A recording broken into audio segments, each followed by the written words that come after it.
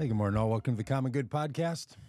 Doug Pagitt here in Minneapolis. Somewhere squirreled away outside of Fayetteville, Arkansas. Robb Ryerse. Amen. Hey there. Happy 4th of July week. Happy 250th celebration of a country that once had freedoms.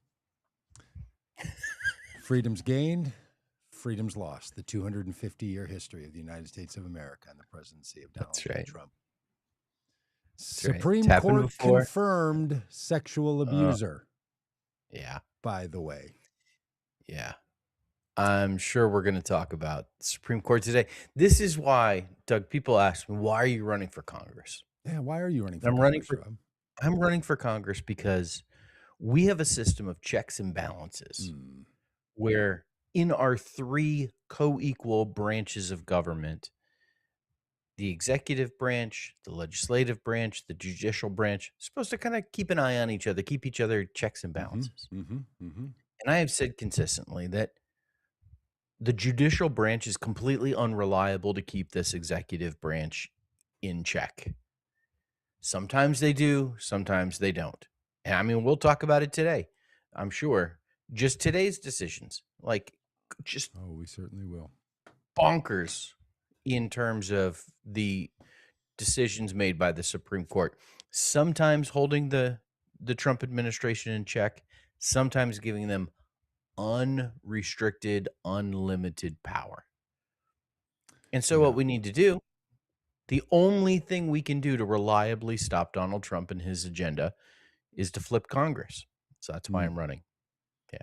Well, thanks for running. Thanks for being part of the legislative branch. Frankly, the least sexy of the three branches. Can we all just be honest? Like, if you got the executive branch, C-suite level leadership, and then the judicial branch with the robes and we sort mysterious, of sit above it all, grand poobah kind of like the elders, mallets. Yeah. And then I mean, when you walk in a room, Rob, doing your job when you're elected as a congressperson, people will probably jeer at you and yell at you and say, you work for me. When a judge is in the judge's job, the judge is like, everybody sit down. You speak when I tell you. That's right. I mean, they get to run their little freedom court without a lot of freedoms. That's right. And what even, I'm running, what can you do? I'm running for the House of Representatives, which is even the hoi polloi of the legislative branch. It's just the rabble rouser. It's the it's the part-time interns. You're here for 2 years. Don't act like you own the place. Could I take you down the street to the Senate office building where you're so iffy that we're going to give people a chance to check in on this again in 2 years. Like you are iffy. We've got you on temporary status here. That's right. That's a great bit. When you take your oath, you should be like, "Hey, I get it. This is like a summer job when it comes to politics." That's right. That's right. Yeah. You're gonna... But if things don't work out, I can always come back to the #1 ranked progressive Christian podcast in the world. #1, baby. #1. This podcast. Top of the heap. Long time coming. Long-time listeners know that I think we started at 23 out of 50. We've been climbing and working. We set our sights on Clackamas United Church of Christ. Man, we reeled them in Clackamas and passed me some them. tears, Clackamas. That's right. And then, we began climbing. I think last we saw we were at #4. And now, because of you, our great listeners, we have hit the #1 spot. We're #1. I wish I should have gotten one of those big foam fingers with the #1. Yep. It's one of those things where you can, and this is like, Amazon bestseller books too. You do the thing where you can get so niche in terms of the category you're in that, I mean, Doug, we are the #1 podcast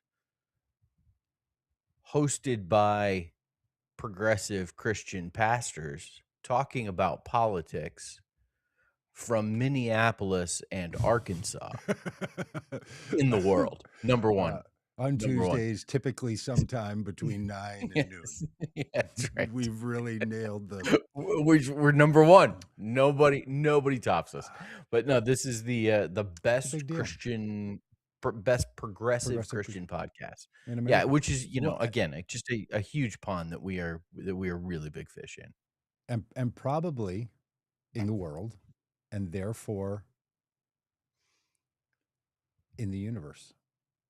Universally number one. Yeah. Yeah. Hey, and so much so that we sent that out in our email and told people, really as a way to tell them that we have a podcast, but that we hit that we hit number one, and then sent it out in a text message to people. They're like, we're number one. I saw it on social media too. It's awesome. It's just great. Hey, I noticed need this. to send it to my social person. This comment from Lynn's a little political. Hey, Lynn's,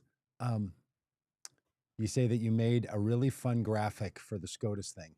Could you send it to Doug@votecommongood.com? And if I remember and get it in time, we'll pop it up here. So, Doug, totally spelled the traditional way. I said my name the other day. Somebody was typing it in, and they said spelled the traditional way, which was such an interesting way. I said, well, D-U-G. Yeah, I come from a family of homemakers. And then they paused and looked. I mean, they were taking this really seriously. The traditional way. I said, no, I think I know what you mean. The traditional way. Yes, there's an O, a silent O. Yep. In Doug. Yep. So okay, Rob, it's 4th of July week. So let's talk 4th of July week here. Well, I was gonna. How do you spend it? I was gonna talk about last week. I was gonna talk about last week first. Last week. Okay, John Oliver. Here in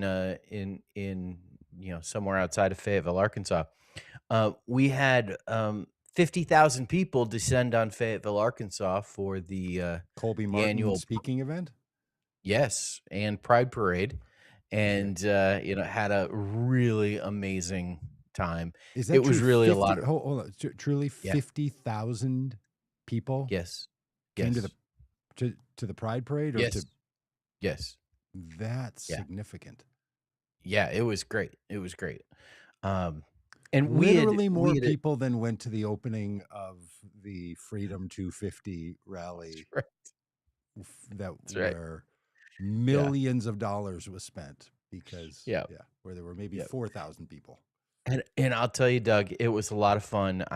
We walked on Friday in the Trans March to signal our support for our trans siblings having wonderful. Is that a separate? March? It was a separate event. Yeah, it was a separate. That was more of a march. Almost like a protest.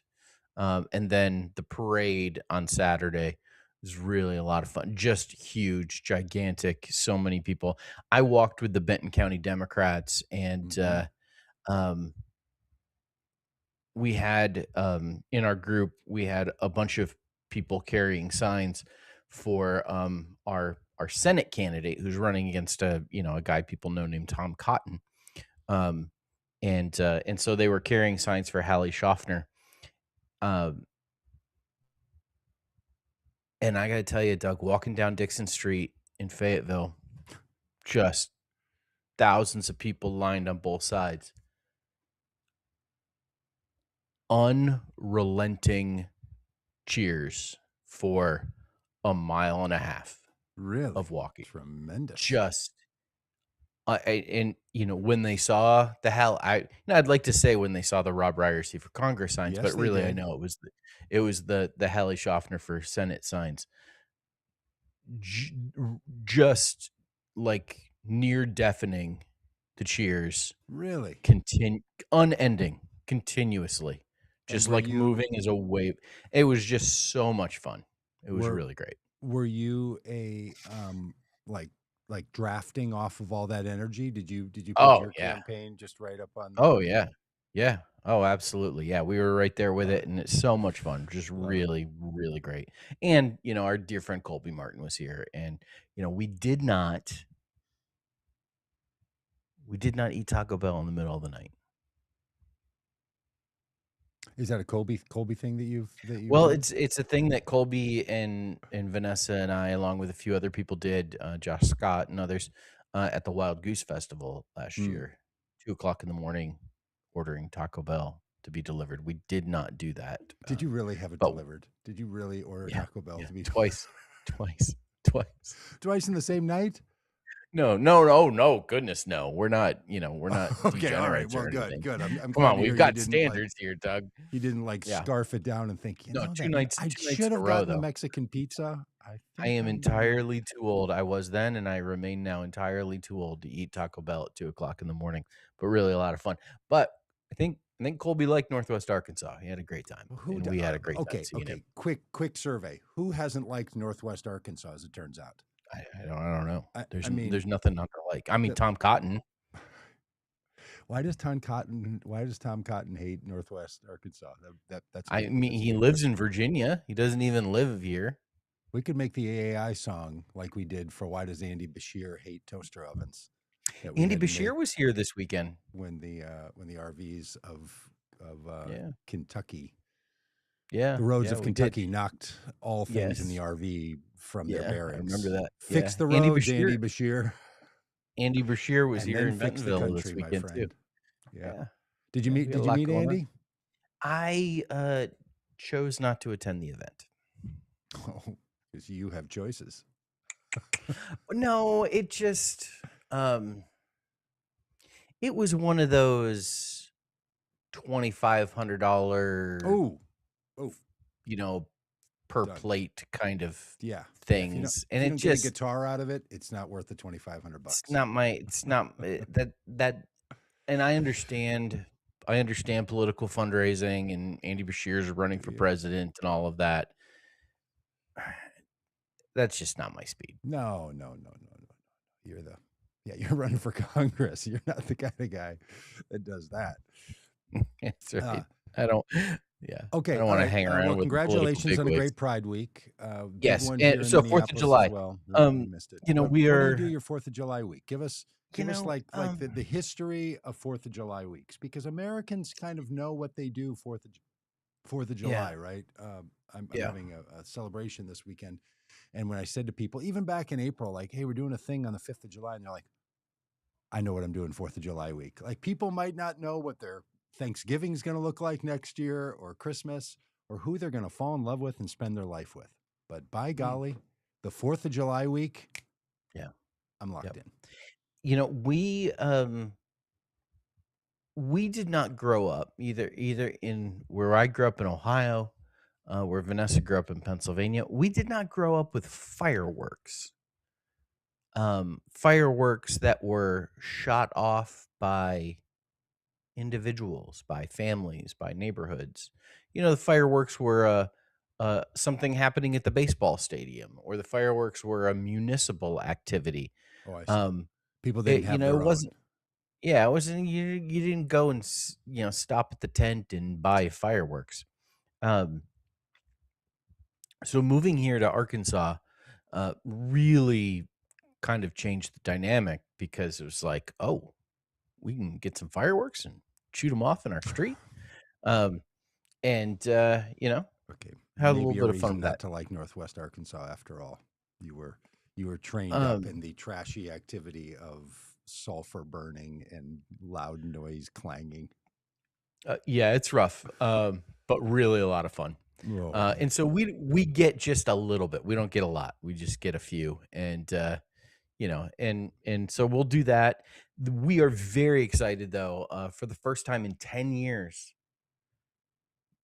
fireworks are going to be let off in the city of Fayetteville at the Northwest Arkansas Mall, and so we're probably going to head over there Because it'll of be the Freedom first time in 10 250. years. Is it Freedom 250 money that Well, I think it's also it might be a better quality mayor of the city of Fayetteville who gets it, that people want fireworks from the city on the 4th of July. So thank you, Mayor Molly. Isn't that drug How about you? Isn't that drug people take called Molly? Isn't that It's also our mayor's first name, but I okay. think Mayor yeah, Molly? unrelated. Mayor Molly Unrelated. sounds like a thing that people are like, hey, we're doing a thing with Mayor Yeah, Molly. it's a little yeah. Now Sounds like a this is not just America 250. mm-mm. It is Doug 60. Yeah, this is We need to make a how have I not graphic that come up with looks like that the lately? How America have I 2 missed that? It's yeah, we need to like the America 250 graphic, we need to make a 100%. Doug 60 graphic. Doug 60. Because I'm turning 60. Yeah. Well, to be clear, to be honest, Oh, boy. I'm Yeah. finishing the 60th year since I exited my mother. Yeah, and we That are and there's a celebration of your mother's accomplishments 60 years ago happening. yeah, yeah. As I like to say, birthdays, when we all learn to take credit for things our mom did. Yeah, so it's my 60th, the completion of my 60th year. I think I probably joked last week. If it's Sunday, July 5th. If somehow I were to find my way to glory on July 4th, the newspaper would say, Doug Pagitt, 59, passed away today. You don't get credit until Yeah, that day. it's done. That's right. And and someone should You gotta check my lock birth it in. certificate and I should name the hour. Hang on a minute, I'm not there yet.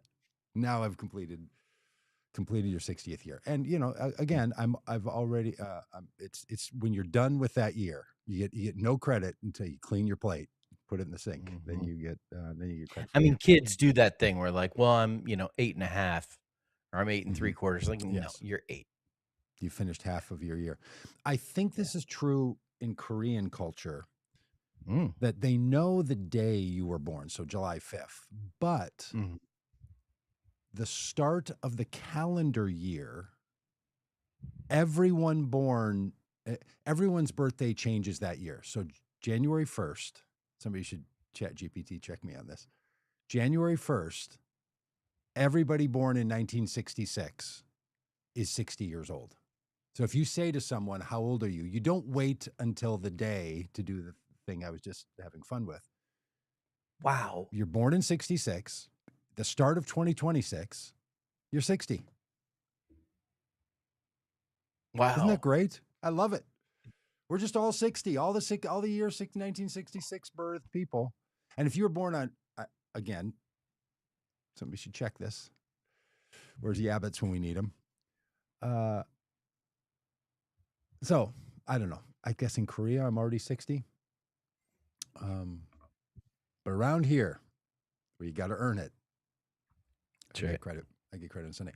So yeah, the 4th of July week has always also been my birthday. Was, of course, tricked by my sister to be told that the fireworks were for me. And unlike a lot of people, there have been do-it-yourself fireworks around my life, and I've never liked them. They they are great, they are wonderful, they are beautiful, they are fabulous. Enjoy yourself. I can't stand them. I don't like the sound. I think they look rather underwhelming. I really don't like that sulfur smell. Mm. It reminds me that we're all just living in hell's waiting room, so I just don't like the smell It, of. I stole that from the Memphis guy. When he said, I'm running for Congress in South Florida, which we also call hell's waiting room. I could not believe that line. That was a doozy it's from a a good one. congressional Yeah. candidate. So anyway, I'm not into that. I have Yeah. rarely stayed up late enough, but this year we're pulling out all the stops. We're doing a big party. People are coming in town. We got a whole itinerary. There's people. Oh, It's a I to am do. So I've got I a am big very busy week. sorry that Vanessa and I are not gonna be joining you. It just didn't work out. We were looking forward to Doug 60, and it just weren't able to make it happen. Kimberly Johnson, you have a birthday on the 4th of July. Okay, Kimberly, we're running a party in my yard on the 5th of July. You should come because anybody whose birthday is anywhere around that time, it's their birthday party too. So, guy up the street has a birthday party the 5th. Somebody else has one on the 3rd. Kimberly, reach out to me, Doug@vocommongood.com. I'll get you details. Come to the party. It's a block party, neighborhood block party, and other things. So lots of people that don't know each other, so you won't feel weird. Anyway, yeah, that's Yeah. and it is something to be an old man at 60 and to say, okay, we're at 250. When I was born, the country was 190 years old. Right? Yeah. Like, it was 190 when I came in. It was still fresh. Yep. Now it's 250. Like that. Yeah. That has struck me as much knees as are beginning to ache. as me being 60. And turns out, it's getting up to pee in the middle of the night. Oh, it's wandering around just writing messages that make no sense. Goodness sakes. Doug, will there be more? Sorry, chicken DQ just got me with the happy birthday Doug message. At Chicken, thanks for carefully listening to what's going on. I spell it the traditional way of those who make holes. That's from the funny. family of those who make holes. That's funny. Will there be more people at your birthday party than showed up for the America State Fair? It's my goal. The birthday in party Washington, D.C. and now granted, we do an annual yard party. It often plays double role for 2 different streets on either side of where we live. It's like a neighborhood block party, and then I steal the glory for my birthday. A couple of years ago, my friend who had a smash burger business, kind of like a food truck business, was here. The Star Tribune Minneapolis newspaper was doing wanted to do a story about him. So they came to this particular event, not knowing it was a yard party and it was my birthday. And my birthday got on the front page of the newspaper, of the Minneapolis Star Tribune newspaper. It was, and 2 years before that, the police came and shut us down because it was so loud. Like it just gets fantastic. It gets really great. So anyway, it's a hoot and rootin' time. We invited people to come to Minneapolis to join the freedom fighters in year 250, where again, people had to rise up against a tyrannical government that sent soldiers into its town to kill the citizens, which is what happened in Minneapolis. And we're going to go see those. You know what's sad, Rob, is that in a sweet little town like Minneapolis, you can put on your schedule for people coming in from out of town. Hey, on the 4th of July, we will go to the local parade. Cutesy little thing, makes you feel Americana. In the evening, we'll go to the Taste of Minnesota, where there'll be bands and street fairs and all kinds of glory and fun. At 9:30, there will be just literally burning money up by sending off fireworks for 45 minutes and a grand display over the mighty Mississippi River. And that afternoon, we will go to the 3 sites within walking distance of each other, if you have a hardy walk in you, where George Floyd was murdered 6 years ago, where Renee Good was murdered by an ICE agent, and where a Border Patrol agent shot and killed Freddie on the ground. We're going to go to all 3 of those sites right here in sweet little Minneapolis, because the terror reign of this administration does not care. They will rain it down on Portland.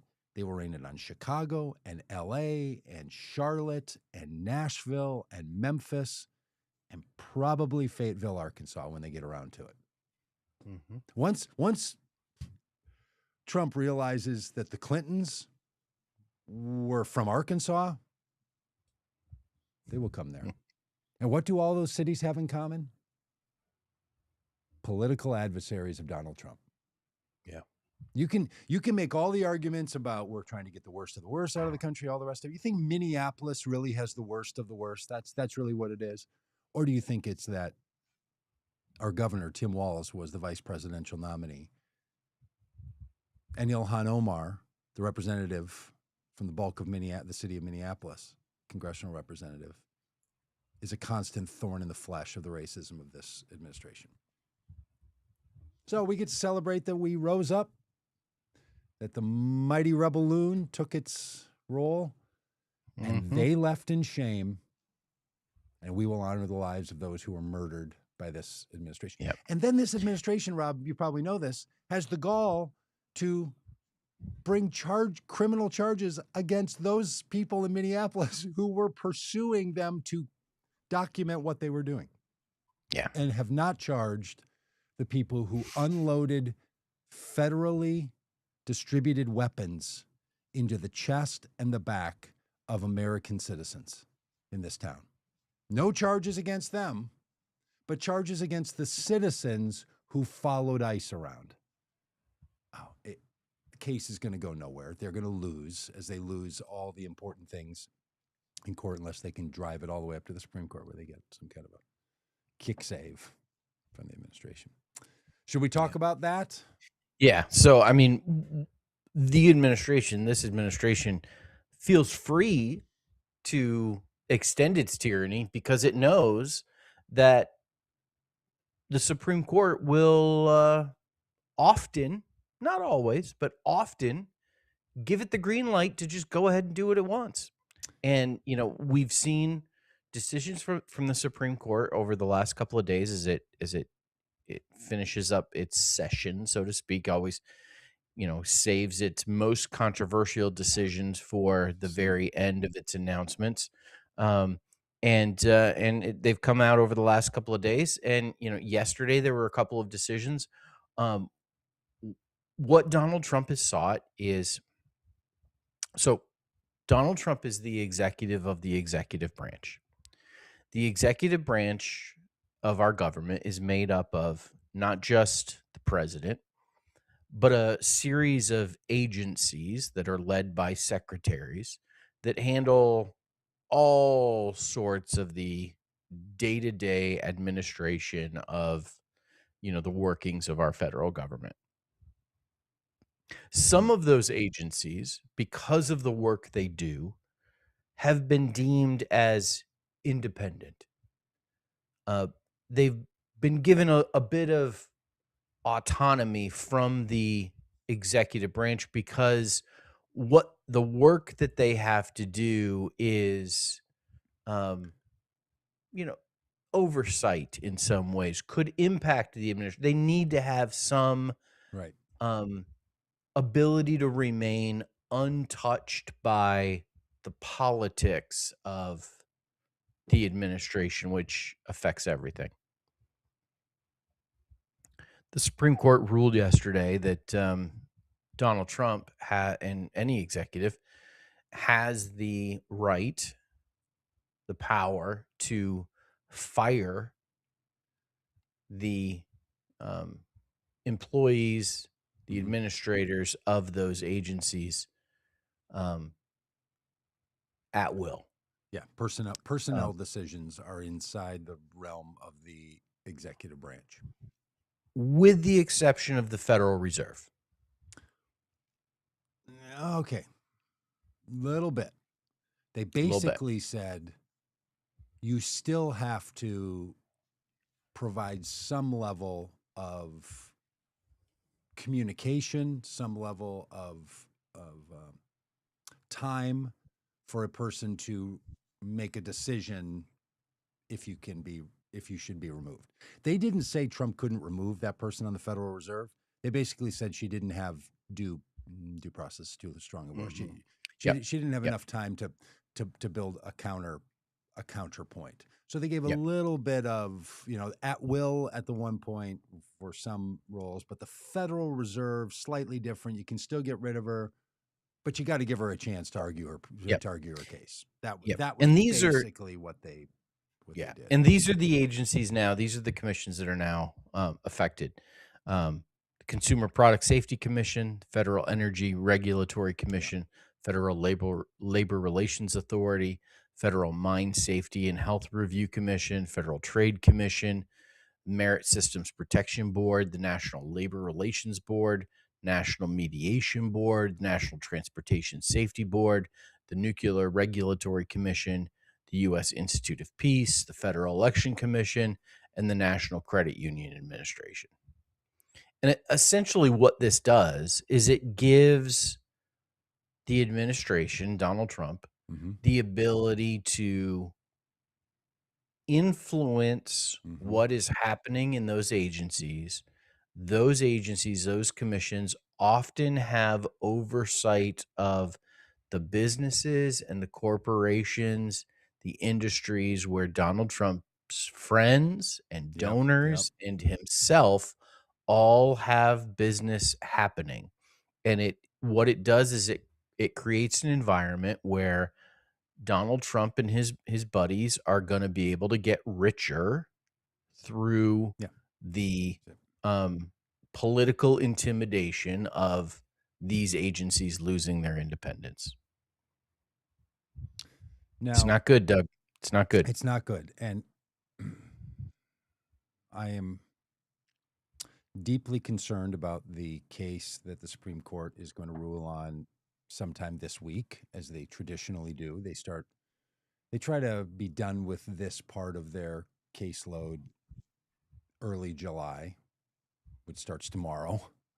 So sometime this week, it's going to be the birthright citizenship case. That decision has happened. It happened this morning. What'd they say? They upheld birthright citizenship. This was one of the losses. Yes, one of the losses. Yep. For sure, for sure. 100%. Hang on a second.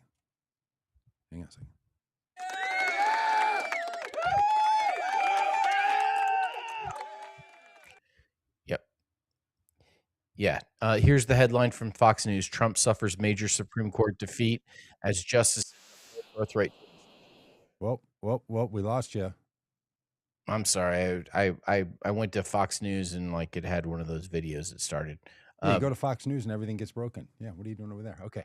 Trump suffers major Supreme Court defeat as justices uphold birthright citizenship. 6-3. Unbelievable. What? Okay. Yeah. The clear, the strict constructionists who are like, yes, the pastors who take the Bible literally. Like, here are the clear, the ones who are, the Bible's clear when it says, the Constitution is clear when it says, what the Constitution says, we should love one another. So that's why I'm going to tell you that you deserve hell. But go on. The Constitution is crystal. Thomas Alito and Kavanaugh.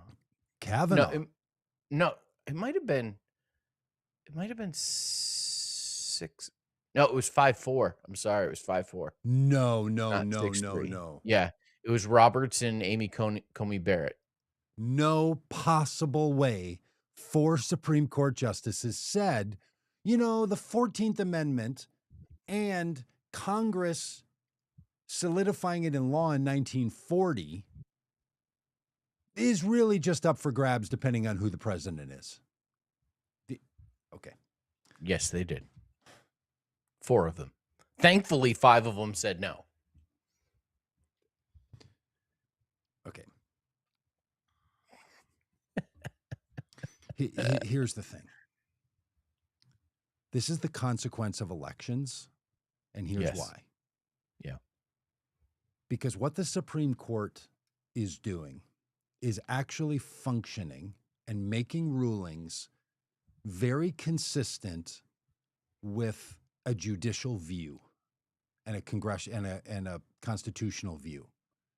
The view is the unitary executive theory.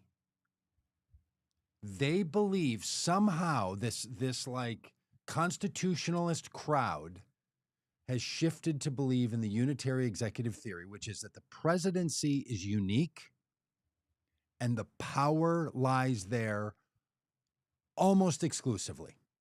So if you look at every case that they have ruled on that you may have agreed with or not agreed with, if it was built around the president has the power, then this Supreme Court has tended 6-3 to give credit that way, or 7-2 sometimes. They've been quite consistent.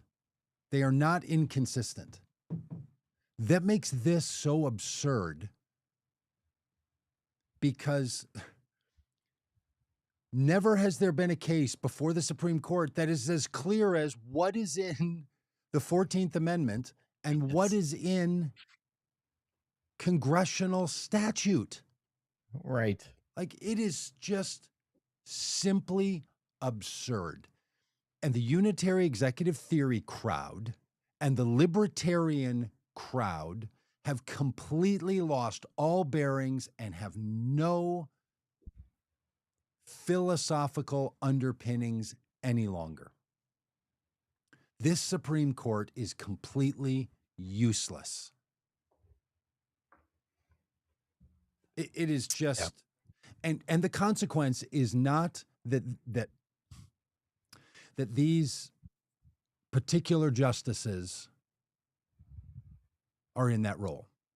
It was Donald Trump saying, Federalist Society, tell me who you want and we'll put them on the Supreme Court.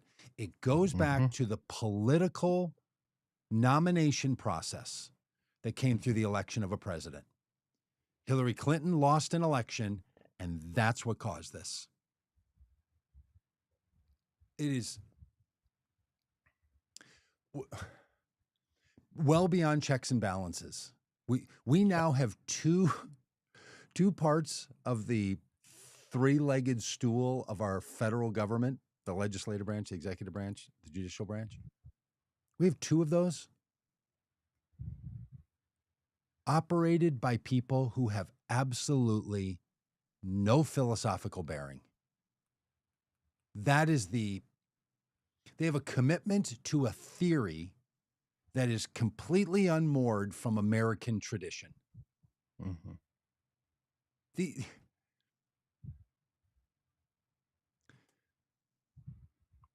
There is one single answer. Expand the Supreme Court when there's a Democratic president and put 11 progressives on the court. Just roll over them. I mean, this is just, it has become completely absurd. So thrilled that Trump experienced a loss on birthright citizenship because it is so clear, and that four of them thought, no, I think any given president should just decide.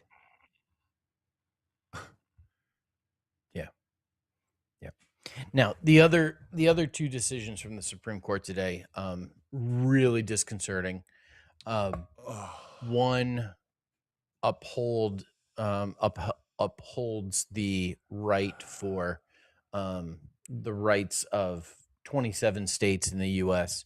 to exempt transgender athletes from Title IX provisions, which means essentially it allows transgender girls and women to be excluded from girls' sports and women's sports. So a real blow, on the end of Pride Month for so many of our trans siblings. So that's a disconcerting one. And I'll tell you, actually, the most troubling decision in my mind is one related to campaign finance. The Supreme Court ruled today that the little bit of limits that we've had on campaign finance rules is that there are limits on what individuals can donate to a campaign. An individual can donate $3,500 per election to a campaign. So, everybody out there, if you'd like to throw each and every campaign, not all campaigns total. You could give just $3,500 to Robb. Yeah.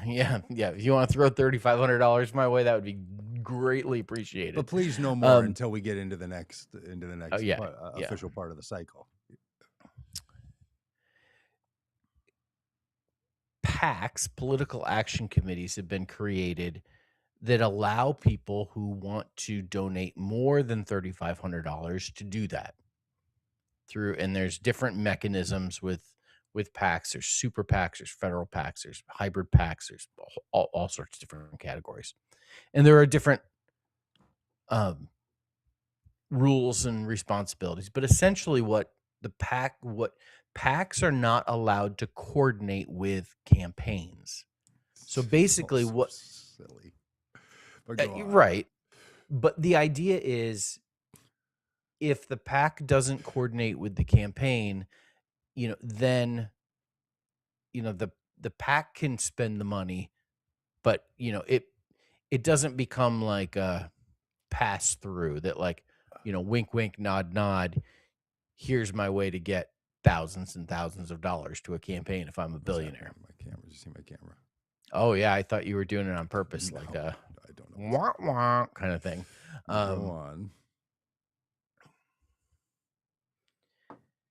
Hang on, Supreme Court ruled today that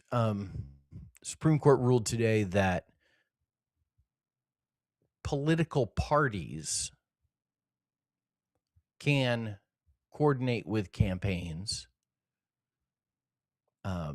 in political spending, and there is no limit to that coordination, which essentially means that if there's a billionaire who wants to buy an election, spend, millions and millions of dollars helping somebody get elected, the way to do that now is to make that donation to the political party, and the political party can then spend that money as directed by the campaign.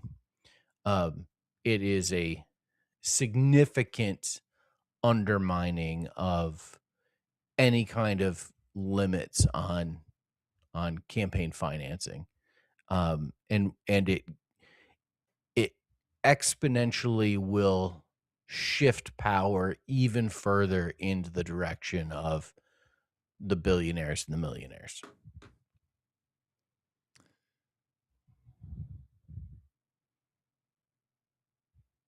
Yep. And I know, Doug, you don't worry. Go find some billionaires and millionaires to support them. You don't worry about campaign finance as much as some of the rest of us do. It is. No, I don't. Here's why I think there's been no proof that that's been the problem. Oh, I think it has been. Here's ultimately why it's a problem. The loyalty of our elected officials ends up being with the people who fund their campaigns, not with the voters in their districts. Yes, I totally agree. But campaign finance reform, I mean, I know people who feel like their loyalty is to the unions because it represents a whole bunch of voters and a whole bunch of money and a whole bunch of workers, and they won't say certain things because their loyalty is to those clusters and groups. I know some that feel like it's to the party. But here's the thing that gets me is as if people say, well, if there's some billionaire or some high dollar interest, then all of a sudden, I'm going to be a caricature here, but this is what I think people are saying. Then they go from caring about their voters to caring about those people.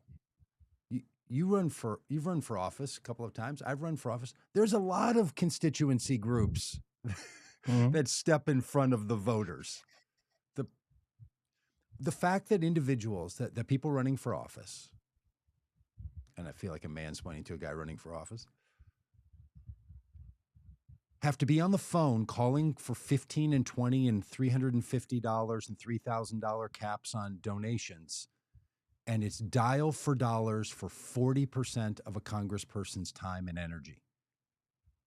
And then we say that they're not beholden to those people that they're calling for money. It's only big dollar donors. I just don't know. I don't understand how people say that making it more complicated for people to give money and putting caps and limits and making it so hard for someone to raise money and having to do all this bookkeeping to keep track of all of this stuff. When are we coordinating? When are we not coordinating? Is that actually giving a candidate more time to spend with their constituents and thinking about their constituents' needs and thinking about their if we wanted to go to something where we're like, hey, we've got publicly financed elections and there's enough money for everybody, but that's not the same, frankly, as the arguments that you hear like, well, tell the billionaires that they can't give money. Okay, I know billionaires spend money. I watched Elon Musk spend $1 billion or some hundreds of millions of dollars in Wisconsin around a Supreme Court case or Supreme Court election. He lost. Sometimes they win, sometimes they lose. There's a lot of other money. I know billionaires are a big problem, but there's a lot of money being spent in politics coming from a lot of places. It's not as if I have no money and now they have a billionaire, so I have $0, they have $1 billion. I don't know. All I'm saying is it feels like we could solve all of this by saying billionaires are limited and they can't coordinate until you get some rich guy like Steyer or Bloomberg or a wannabe Trump or somebody that's like, I'm just going to privately finance it. And then what? So it seems to me we have a whole much bigger question that we kind of get derailed by this individual is giving too much money and we have to limit how much money that person can give. And then we do a thing where we keep track of money based on the job that someone performs or the company they work for. Just so people know, they work for. If somebody is in the oil sector and they work for Chevron and they're a secretary or they're a administrative assistant or they work in the cleaning department and they donate money, they have to say who do they work for, and then Chevron is credited with their employee having given that much money to a Democrat or a Green Party or a Libertarian or something like this, or a Republican. So when they say big oil gives this amount of money, that includes anybody who works for that company. And then that whole sector, anybody who works for those companies in that sector, we say oil gives this amount of money to these candidates. And I don't think that's even accurate. I think it's weird. I think the whole thing of how we do campaign financing and how we keep track of it creates the weirdest, most complex, and I mean, you know it, we deal with it all the time in our work. How much worry somebody has about keep the receipt from the donuts. And it's just like, oh my gosh, what are we? I mean, I want to go after campaigns and from financing to the rules around them, how candidates are elected, who gets access, how people when they're in office spend their money and their time. There's so many things. So yes, I care a lot about how the nature and the health of our campaigns. I just think this thing about let's limit this class of people, this group of people from donating. All we have gotten with all the campaign finance stuff is more money being spent, more people feeling out of the system. It seems to me that the Feingold, what was it? Feingold, the McCain-Feingold, the McCain-Feingold finance thing. That didn't work.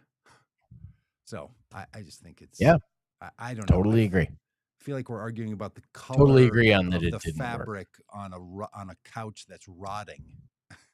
Like, okay, we've got a structural problem on this couch. We're really not talking about the fabric color here, which anyway, that's my... Yes, we desperately need a real overhaul in how we do campaign finance in America. Yes. Yeah, for sure. And how people get informed about what's going on in our politics. We don't fund public understanding of the political system. And by goody golly, we could go back to a time when we funded an American imagination about politics. I mean, right now, you outsource it to like the weirdest subgroups, either for-profit journalists or influencers or some bank shot of academics that kind of help us understand what's going on. The fact that we don't have a free press that's not connected to, I mean, you want to talk about finance reform? Maybe we should, maybe the fact that that the press is managed through a system of just ad sales. It's among the more absurd things, right? So, yeah. But anyway, okay, terrible thing happened with the Supreme Court on the campaign finance, and I'm sorry for our loss. Yeah. Now, NPR went with a report that they have since retracted that Samuel Alito was retiring. And there's also reports that Clarence Thomas could be thinking about retiring. Oh, So, there's I mean, no doubt Clarence Thomas is going to retire before Trump is out of office, because that guy's like, I don't know, I'm not going to, I'm not going to do it yeah, another 6 years, and I don't want a Democrat replacing me. yeah, yeah. He's not going to let the Obama thing happen to him. Yeah, The Ginsburg Obama thing. yeah, yeah. The thought that Donald Trump could have the opportunity to appoint 2 more people to the Supreme Court is just wow. We Two have to people expand. with a more unitary executive theory than those two jokers, which is hardly possible, and Right. younger. Yep. And Yeah. younger, Yeah. but to And our and earlier thing. he feels like he's been burned at times by Amy Coney Barrett, so he's going to Yeah. be Yes. much stricter this time around. Yeah. Probably won't be a woman this time. Lynn's a little political, told us she's, that because of the Supreme Court Oh, yeah. ruling that was announced Let's see it. yesterday, she Yeah. sent a piece. So, Lynn's a little political. Thanks for sending it over to Doug@vocommonggood.com, which anybody can email me there. I mean, people do. I promise you. It doesn't matter. Got a great deal on siding, though. I can't wait for that guy to call me back. Judge clarifies, yes, Trump was found to have raped E. Jean Carroll. And then she writes, the Supreme Court upheld this verdict. Yep. Now, that's maybe what the Supreme Court did. They at least said that Trump's claim against the case has no merits. I think we didn't need the Supreme Court to uphold the verdict. Donald Trump was found guilty of sexually assaulting E. Jean Carroll and defaming her. One set. Those two things had to be proven in the court where he was found guilty. And the Supreme Court said, you cannot challenge it. You have to pay her the $5 million. And a reminder, that's followed up by an $84 million additional fine for him doing it again, which I'm sure could find its way back to the Supreme Court. The executive of the executive branch, according to the Supreme Court, the unitary executive theory, does not go to if you sexually assault a person before you're in office and then use your public office to defame the person. You don't get to do that. Phew. It's just ridiculous. I mean, so ridiculous. Isn't it? It just, the idea that we would, I mean, you think of all the candidates whose candidacies and presidential hopefulness ended with just an affair. Yeah. Not sexual assault, of which the guy, while running for office the first time, said, I do this, and they let you do it. Yeah. I mean, confess to it while being recorded, audio recorded, and then found guilty in a court of law for it. Yeah. And she's not the only one. Yep. Yeah. Meanwhile, very few people are showing up to the Great American State Fair happening in Washington, D.C. The reflecting pool remains green. I didn't know that MAGA was now going to stand for make algae green again. Yeah, pro swamp. MAGA is pro swamp, and we are still at war with Iran. Yeah. How about them apples? How many times has Trump declared the war is over, everything is done?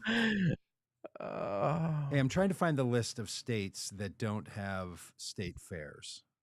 There's a few that said, we can't afford to send employees to go man our booth for 16 days or whatever it is.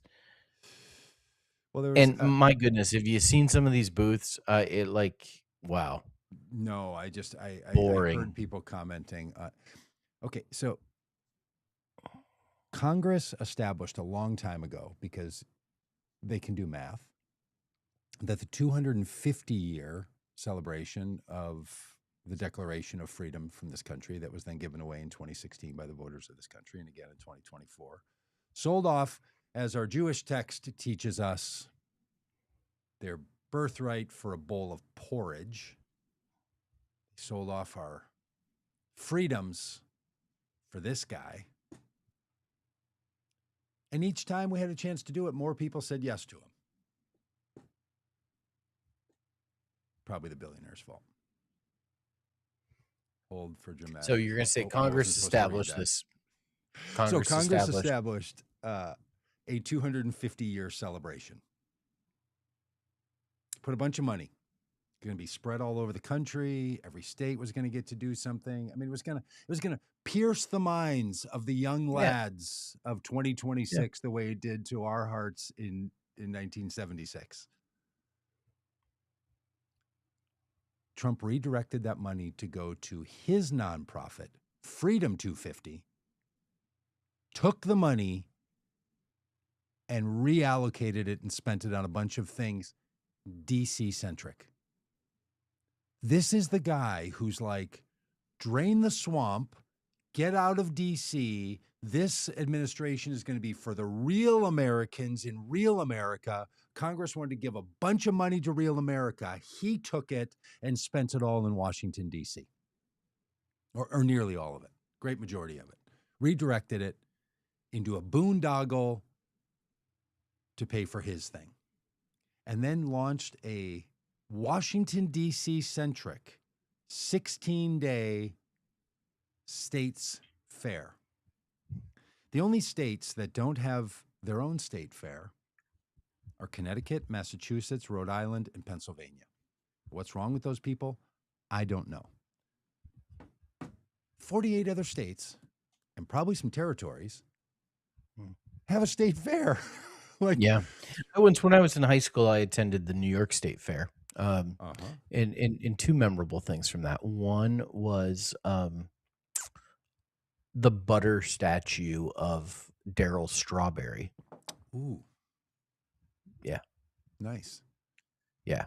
And I remember I had a pair of green Umbro shorts that were slick. They were like, kind of shiny, and I had my wallet and my keys in the back pocket, and we went on some ride, and my wallet and keys flew out of the back pocket, and we had to search for them.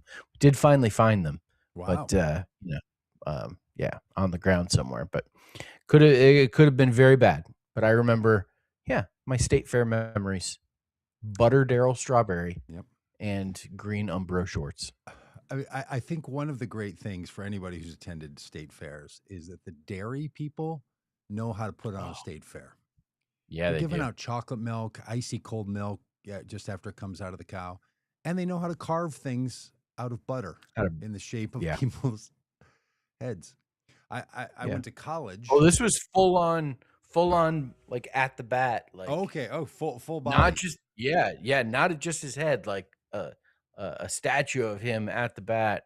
Our state fair runs over Labor Day weekend, finishes on Labor Day. When I was in college, our college started before Labor Day, and one of the girls who was on my freshman floor was the Butter Princess. So we went with her to the state fair, and she stood next to a butter sculpture of her. I mean, what a treat! I'm smiling now thinking about it. All I would want to do would be just like get a knife and a piece of toast and use your friend's butter self to I say, can I spread your butter? Rub some cream corn cob on there, and good times. I don't remember now how someone becomes the Butter Princess. I don't know. But she was in the. I mean, later that day, she had to go in the parade and do the hand wave and do the whole thing. Was she the Butter Princess, or was she the Dairy Queen? She was the butter princess because of was her mom the Dairy Queen? I don't remember. I can't remember I can't remember the royalty of 1984's. I just like making references to Dairy Queen. Butter, yeah. Maybe she was the highest level, and there was no Dairy Queen. I don't know.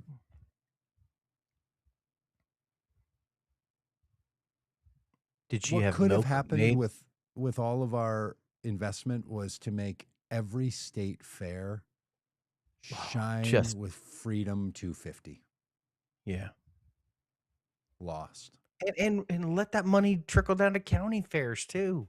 Yes. Like let Why it pay yes. a bunch of people in the District of Columbia hang on for it? Literally not a state. He took the state fair approach and had a state's fair in a place that's not a state. That is Should the be. District of Columbia, a company town for government. The small government party spent all the money in D.C. None of it went to you, and none of it went to me. There's a rhyme for you. Yeah. And also, who It's cares? It's almost like he's in this thing to enrich himself. Do you know what the president shouldn't do? Have to write a post that says, "Do you think I'm going to get credit for all the fun I gave people on the National Mall?" You're not in the entertainment business. Yeah. You shouldn't be running fights, cage matches, or butter sculptures. That's what the American people do. What should the government do? Create the conditions by which the rest of us can thrive, to provide for the common defense and contribute to the general welfare, not become the entertainment promoter or the arborist deciding that 47 maple trees should be planted in Lafayette Park, which you've spent a lot of time in, Robb. I've spent a lot of time in Lafayette Park, right off the White House. There's a lot of trees. They're putting in 47 commemorative maple trees. What? Where and why? For Trump in that park so that the guy can have trees in his name. It is, look, I get it. I know that Baiting with Boldo on YouTube said we all love Trump. Do you really, though? You know, I'm working on this new rhetorical approach for people, which I want to offer to folks to try. You can use it in any sort of a disagreement, any not a conflictual disagreement, but a non-agreement about an issue that you want to persuade somebody on. It's framing this line. Would it make a difference to you if such and such were true? So it sort of instead of saying, you know, Trump is enriching himself, you say to someone, would it make any difference to you if it was true that Donald Trump was enriching himself? So now there's this little airlock between the thing that might be the fact that they are unaware of. But you ask them first, would that matter? And it softens, but it also lets you know if the person's like, yeah, not really. Wouldn't really matter to me. Okay, then. Would it matter to you if Trump broke his promises? So that question of, would it make a difference? Would it matter to you? Would it be important to you? Is it something you would want to know? Would it help to inform? Like that approach, first of all, I think it's good for any of us in how we use our rhetorical opportunities. Because if we think that what's important to us is going to be important to the other person, it really might not. I mean, this is just general argument analysis. Most arguments among people who like one another are because people don't agree about what matters to them. Right? The thing doesn't matter as much as that thing doesn't matter to you. I'm getting that? Yeah. Yeah. So like in our bit about campaign finance, it's like, yeah, it doesn't matter to me. So much money being spent and wasted, and so many people. That I just think we're solving a problem that you could solve all of it. Nothing would be solved. That's how I view it.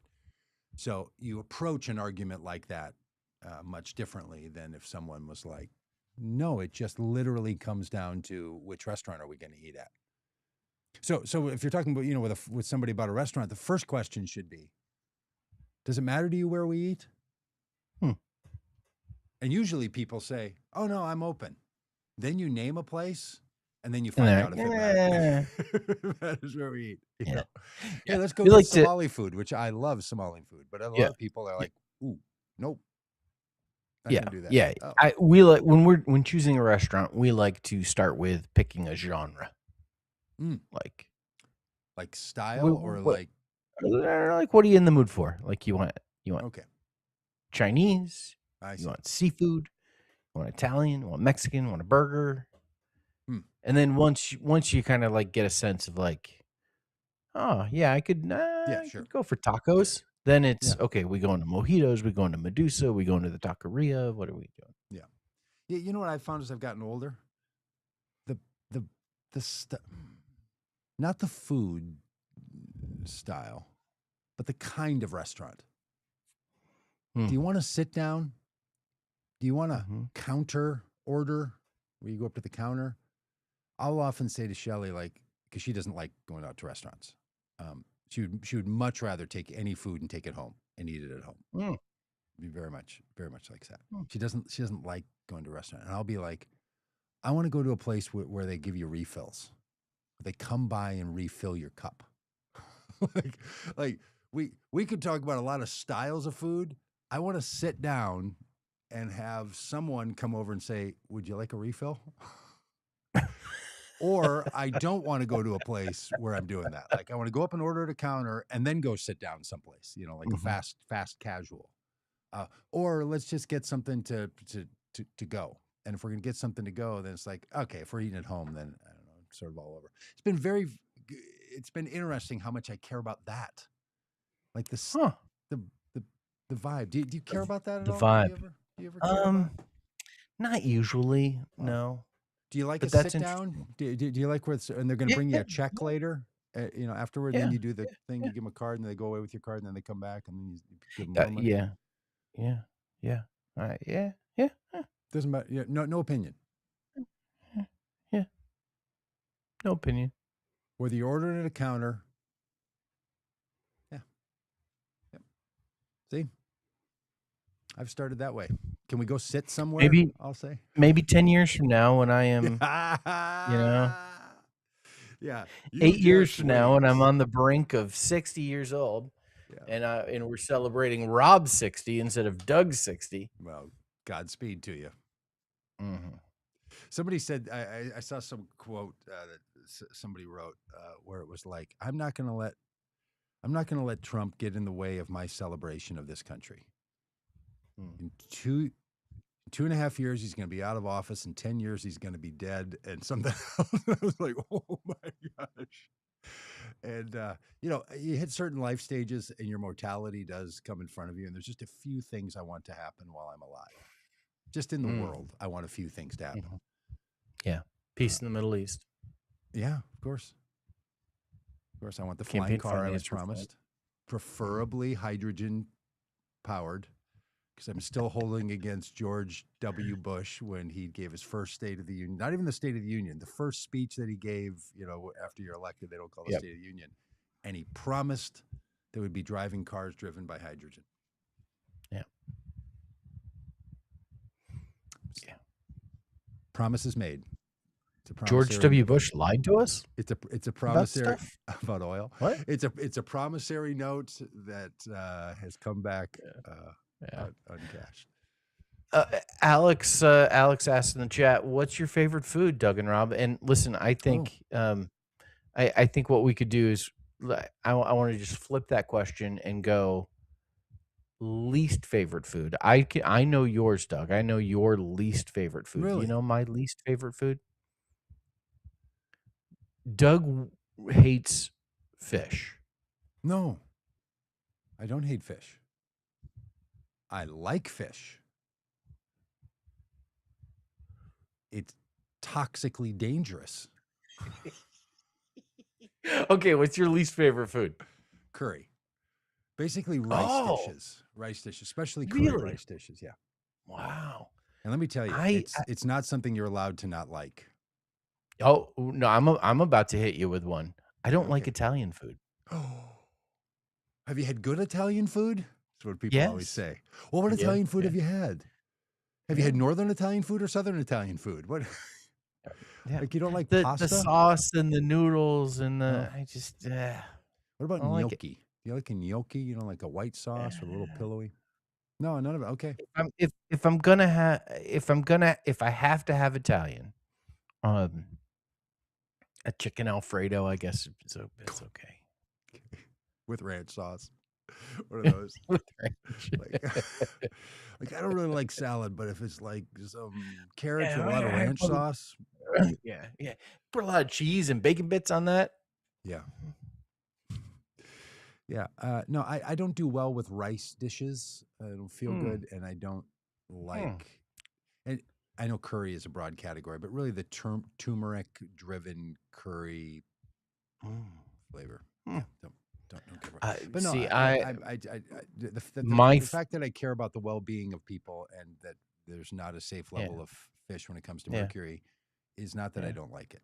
I do like it. Yeah, I'm gonna start saying there's not a safe level of mercury in like noodles or something like that. Okay, the difference is I'm not just saying it. It's actually See, true. I mean, see, I'm getting the reactions like Would from it Alex. matter to What? you? You Would don't it like matter to Italian food? you if fish? And Peggy wants to know if I've had Italian food. There it is. Have you had it? Yeah. This is how it goes when you don't like a genre of food, curry or anything else. Yeah. It's but you haven't. Hey, here's another rhetorical argument trick about not liking things because I saw I saw a U2 Joshua Tree album at a half price bookstore where by the way Shelly and I cleaned off a bookshelf and we have lots of books, so we took books to the half price bookstore, a big box, I don't know, 50, 60 books. Some which were sent, some which we bought, some which were given to us, some which were sent because people publish books and we talked about them on the podcast. Oh my goodness, you probably took some of my books. I've written 2 books that no one's read. You didn't send me any, or I would have. I did send you a copy of Fundamorphosis. I think you're right about that. I think I got rid of that a long time ago.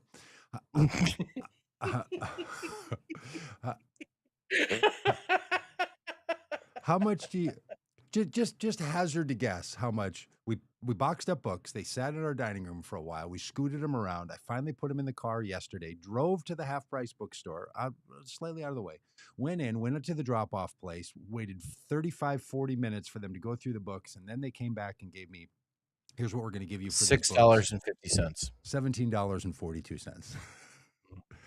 $17. It was just, it was just comically absurd. It's, I mean, you ever take clothes to like one of those consignment places or something, you know, like, and it's just, same thing. Yeah. Same thing. Yeah. Like you think, oh, you know, I spent hundreds of dollars on these clothes. I'm taking them in. And these are, you know, stories Vanessa tells me. And they offer you like, I'll give you $4 for it. Yeah. And you usually take it and walk out and think, wow, dirty for that. Yeah. But there was a Joshua because the other opportunity is just to take them to the, you know, the thrift store and drop them off at the Goodwill, you know, where you're not getting anything for them.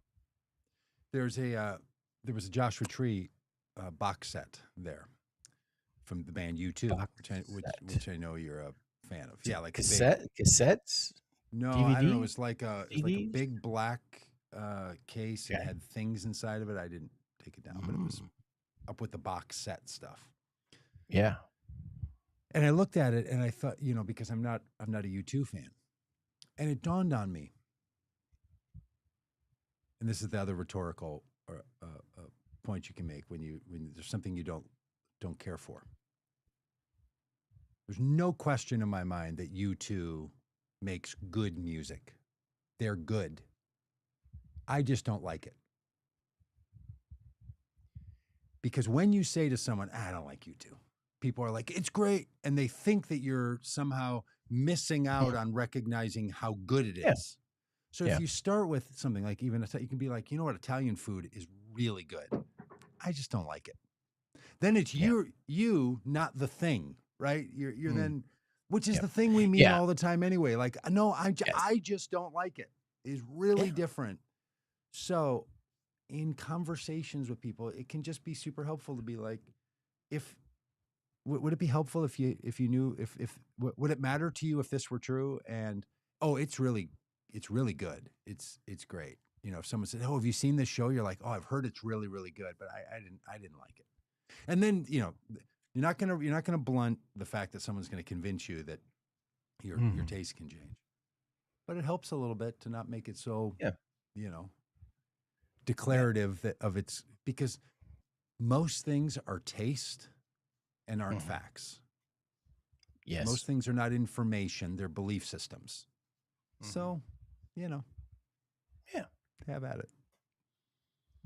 Yeah. Okay, Peggy says something about a new reflecting pool.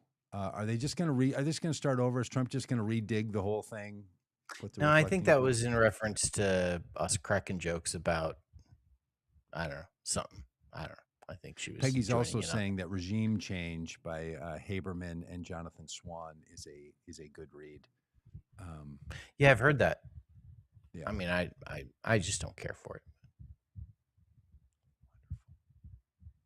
Like that? Did I do it right? Yeah. I've heard that. I've just realized I don't have good taste. That's even better. Yeah. And Kimberly making the case that you have to cook Brussels sprouts correctly to for them to taste good. Yeah. You have to cook Brussels sprouts. No such thing. Especially deep in butter and some bacon bits on top. Or, it's a great way to make Brussels sprouts if you want to give it a try, in an air fryer. Oh. I live with people who love Brussels sprouts, and so we have them much more frequently than I would prefer. Taste or texture? What don't you like? Taste. Texture doesn't bother. I'm not a texture guy. Okay. Taste.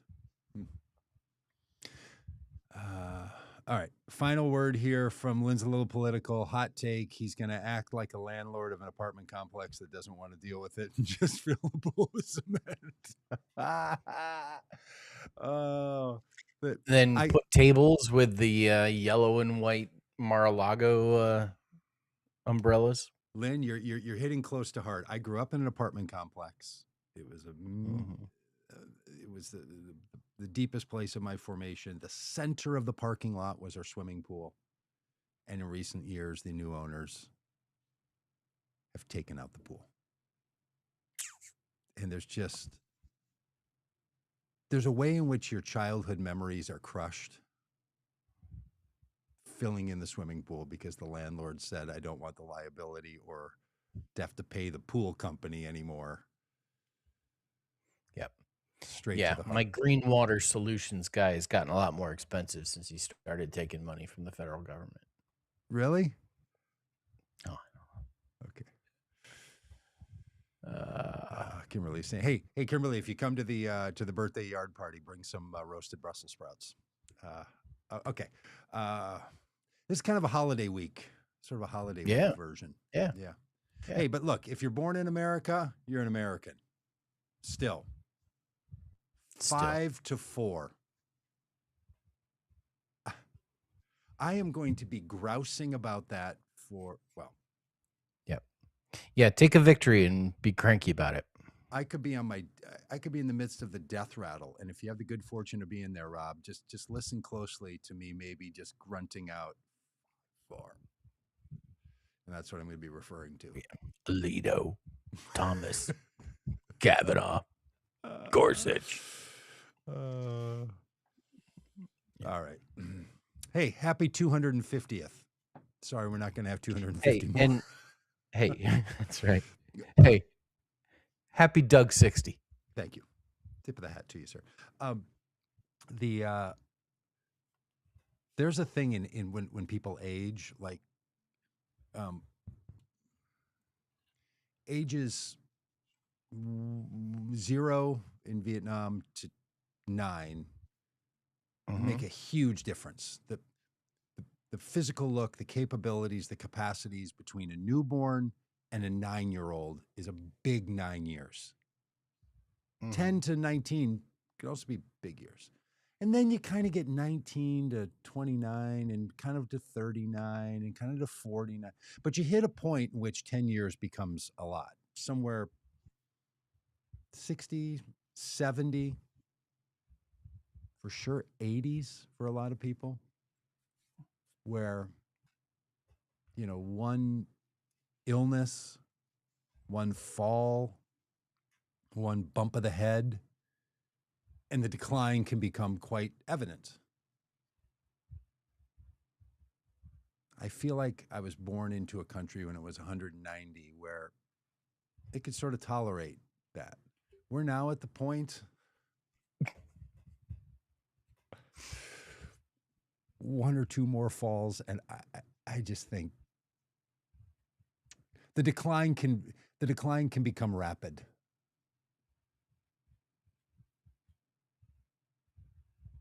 I don't think America is in the hospice state. We're not in our death rattle. I don't think. Like if it ended now, it would have seemed a little too soon. But it's that Gaffigan joke where, or who's the other guy that kind of looks like Gaffigan? The guy did the bit about airplanes, where everyone's flying in airplanes and complaining about the Wi-Fi not being very, very good. You know what I'm talking about? No.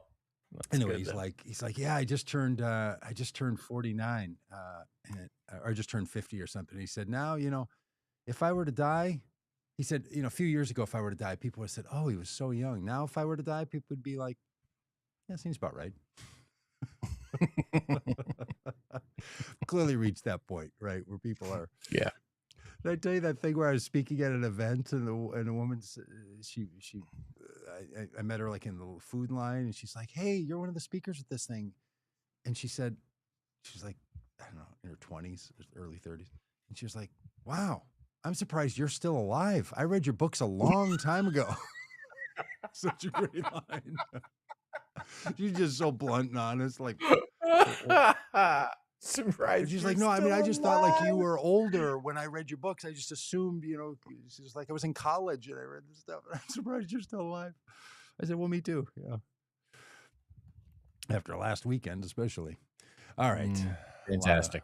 Okay, hang on. All right. We're going to give those. This is a bump in the road. The America that comes back from this, stronger, better, faster. All right, $6 Million Man theory. Okay, good. Let's take that. We can rebuild this country. Thank you, Lynn. Steve Austin was the character in that show. Steve Austin. I'm going to make it to my 90. Okay. Yeah, boy, those people whose like families lived to be in their 90s, not my family. No. So I don't know. Maybe I'll break the mold. All right, well.